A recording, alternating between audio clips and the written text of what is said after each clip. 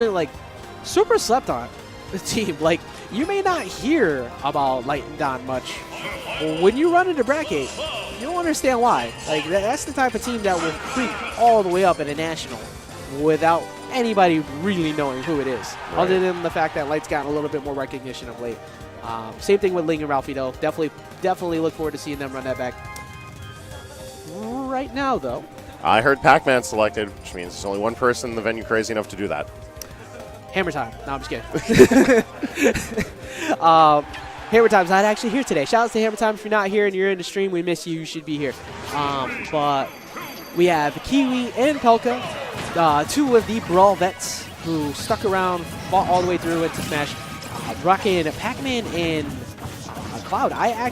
Me personally, I was expecting YouTube Cloud, or she also has a pit too. Yeah. Not the Pac-Man though. I didn't see that coming. And from Pelca, I was expecting more of his Diddy Kong to at least couple alongside Pac-Man, but nonetheless, we're brought here, and K3H and D returning back to the stage, having brought themselves back quite deep from losers bracket. Yeah, it's like we said at the very beginning there. We saw, what was that, like a round 1 match or a round 2 match that we saw before?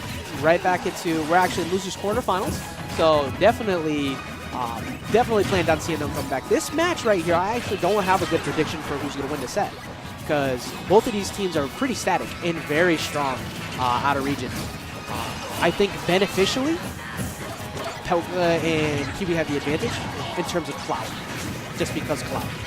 Cloud certainly does present a lot of control in favor of red team, but I feel like Pac-Man's niche offstage options will allow red team to overall control the ledge much better than blue team.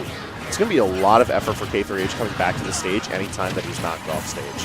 D's going to have to try to cover as best as he can for him, but as we're already seeing, Kiwi's making him go through hell in a handbasket just to get his feet back on the ground. I actually love the way Kiwi plays Pac-Man in doubles too, because you see a lot of underwhelming Pac-Mans, we'll say.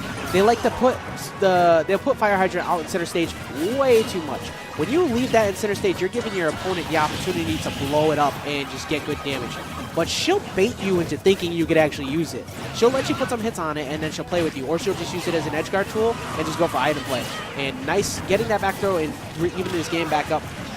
D actually sitting at 174%, somehow still alive with the Cloud on screen. Yeah, Kiwi's trying to hunt down and look to end that. Meanwhile, Pelca staying on top of K3H, not really allowing him an opportunity to save D. And D just forced to run away with all of this rage and not have a good opportunity to use it. Trying to get a back air onto Pelca, but Pelca keeping his boots on the ground, and Kiwi smashed right through the shield to end that stock of D. Yeah, tried to get the follow-up with the up smash, but it was a little bit too late on the grab release, and just threw out a raw F smash anyways. I think maybe she was anticipating him to jump or try and put some pressure on. I don't have $5, so Shaw was trying to give him stripper money. So Kiwi trying to go for that edge guard. They're actually getting her item stripped from her. K3H forced to hold on to it at the moment. Smart getting rid of it, so he didn't have to worry about trying to throw a hitbox to challenge Cloud off stage and having the item get in the way. That was a very strange angle, but nonetheless, blue team managing to take off stock of Kiwi. And Pelca sitting at 103. He's forced to stick around that platform, and I actually really like that. The idea of them controlling the upper portion of Smashville by keeping that platform locked down, it forces K3H and D to not try to contest that space, but they have to follow the platform. They have to put a lot of effort into chasing that, which is going to make their approaches a lot more predictable for red team. And Cloud and Pac-Man in particular are great characters for contesting space if they know the pathing that their opponents are going to take. Yeah, I like the fact, I definitely agree with that on K3H just eliminating all contention with that raw down smash center stage there. But blue team has, even though they have a lot of damage on them right now, has done a relatively good job of not letting red team, other than right now, control center stage completely. Like, now all of a sudden, as I say it, red team's just like, no, we were getting there. Don't worry. Yeah, it's coming. Blue team went from blowing up Pelca's second stock to not being able to control wherever he's placing that big sword of clouds. And Kiwi destroying D's second stock over there. Yeah, that was an excellent edge guard on her part. She forced him to get the regrab and put some pressure on, and then he was kind of forced into a frame trap 50-50 there. It's like, okay, so if you air dodge, you're getting clipped by this fire hydrant. If you don't air dodge, I'm going to run off and go and throw out a back air or something. So, very good stuff. And right now, Blue team in a very bad position because of that. Getting that back air, solidifying, sealing out that stock. Now, with a 2-stock deficit, D is still looking pretty fresh on this stock of his. However, red team trying to juggle him around. I mean, we saw how he played against Scott Nolan before when he was forced into 2v1. Pretty good composure, but gets called out on the air dodge by Pelca, and that's going to seal out that stock. It was very bad positioning where he was, because if he didn't air dodge for the most part, usually you're going to get juggle comboed up air repeatedly. But Pelca realizing, probably conditioning him into that towards the end there. Very smart, very solid. What do you think Blue team has to do to, like, do you think we see a character switch again? We are going to be seeing a character switch. A very interesting pick to Samus, and I like that. I feel like bad positioning wasn't at the fault of Blue team, but rather how red team was able to control where they were moving. They were forced to move in specific positions because of the bonus fruits, because of Cloud with Limit threatening a certain area, the way that Fire Hydrant was forcing back with its wind box, and the very presence of the hitbox they could throw out at any time. The switch from Marth to Samus allows D to still contest space, but he can fight fire with fire, so to speak, with this projectile pressure.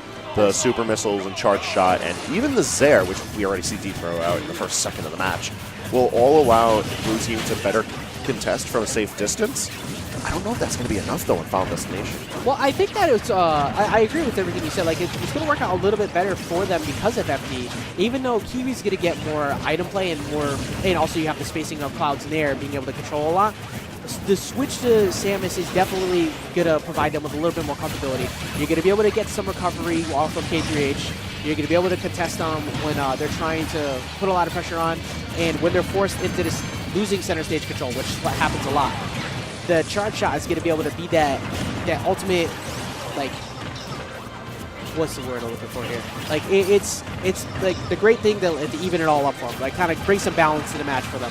Unfortunately, going to lose the stock, and that's going to be a double kill from Pelca there, but still red team ends up with the percent lead, or the stock lead. I feel like that was a good trade in favor of how Pelca had to weigh out the cons of losing one of Kiwi's stocks and just making sure he can end off another stock for Blue team. And leaving them both at 2 stocks, whereas he could still hold this 119% stock and counting as long as Kiwi stays to protect him. I don't agree too much with K3H's option there, going for the down throw, especially with the fact that Kiwi could have run in with that dash attack.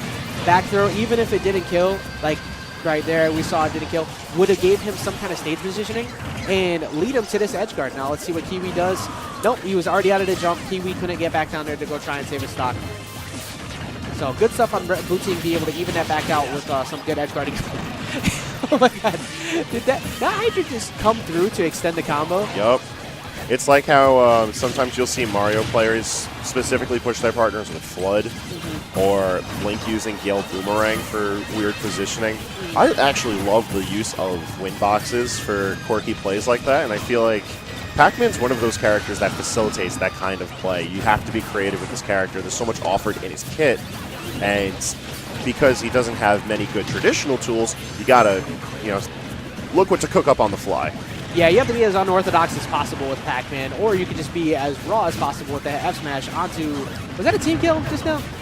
Yes, it was. Yeah, that was smart on Pelca, noticing the overcommitment on D's part and just waiting. It's like, you know what? If I get hit, I get hit, but you're taking your team out with you. And we'll still have the stock percent lead, so good. Unfortunately, the Fire Hydrant finally fighting Kiwi back. Like, I'm pretty sure that's the first stock loss that Red team has suffered due to Fire Hydrant, and just like that, we're back at an even game. And this battle, staying at the ledge, I feel is actually the best position that Blue team could possibly be in. That's a lot of residual damage that ends up getting built onto both Pelca and Kiwi. And Samus in particular benefits greatly from the ledge play. She can put out so much damage with the smart bombs, with super missiles, and can safely come up and just blow it all away to clean the board with Screw Attack. Whether or not that's getting a kill is, up to the percentages, and it's more likely than not to kill at ledge, but it will definitely make the situation a lot cleaner for Blue team when reapproaching to neutral. Yeah, I also I like what you were talking about before with that smart bomb. I love smart bombs on the ledge to try and catch 2 frames, especially when you have a Cloud on board, trying to, if he doesn't have limit, to break up his, like having to force him to go into the instant ledge snap with the up B. Like, you can't miss it or you're going to lose the stock. You're just going to free fall. Nice. Good call. Oh, unfortunately, he doesn't lose the stock, though. That would have been so good for D, being able to keep this matchup even. But now Pelca's going to get the free charge, and even though he's at 101%, all this is one grab, trying to go for an air dodge read.